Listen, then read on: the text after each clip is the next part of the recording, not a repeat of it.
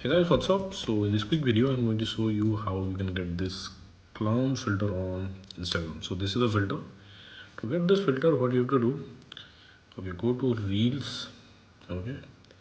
You will see this effect icon. Just tap there.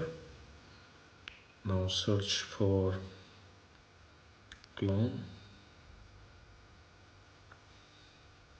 Okay, you got the filter. Okay, suppose you are not getting the effect like this, then what you can do,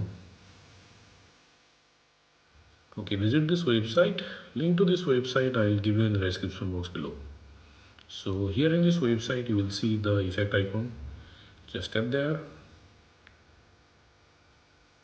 Okay, and that's it, you got the filter. So that's it guys. Likewise you can get this effect on Instagram. So thanks for watching the video guys. See you on the next video.